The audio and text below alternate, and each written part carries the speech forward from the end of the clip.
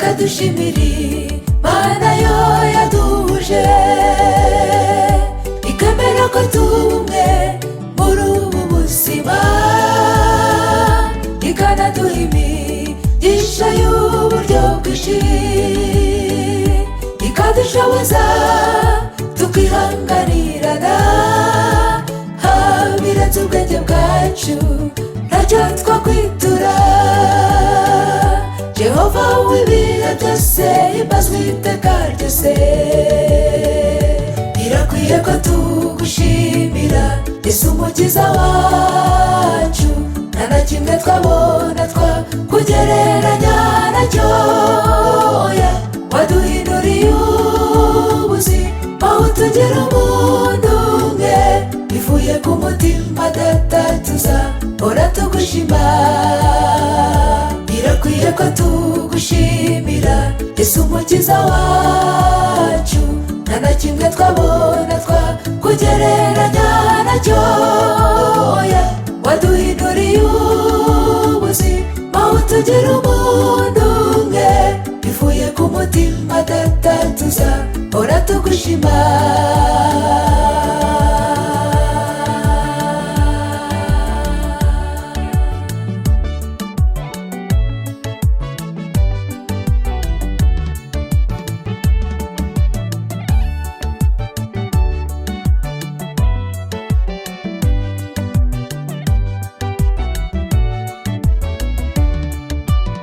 Ntabwo biba byoroshye ko babiri bahuza,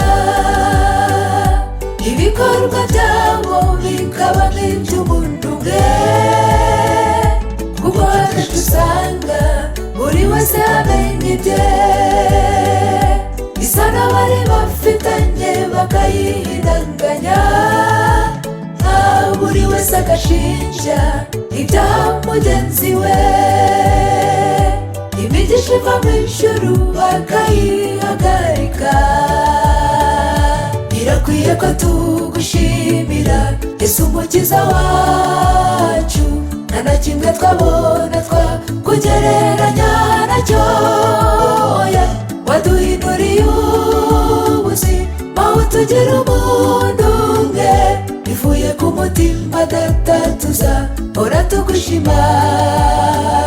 Birakwiye ko tugushimira Yesu umukiza wacu, nta na kimwe twabona twakugereranya nacyo. Waduhinduriye ubuzima utugira umuntu umwe, bivuye ku mutima data tuzahora tugushima.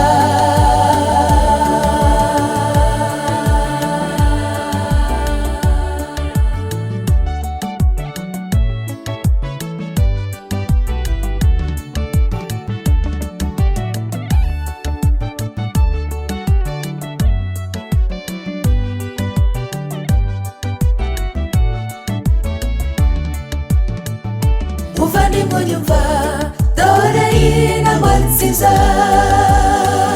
gusenga gufatanije nawe kugira umutima unyuzwe,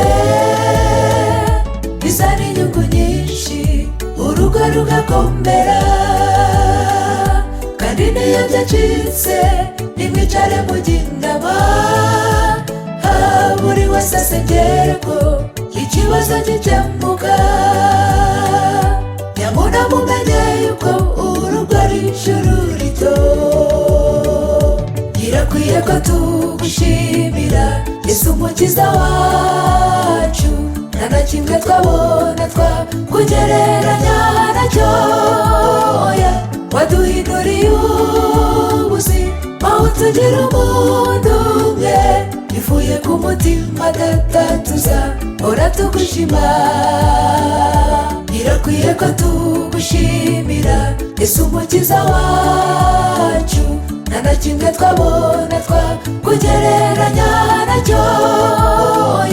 Waduhinduriye ubuzima utugira umuntu umwe, bivuye ku mutima data tuzahora tugushima.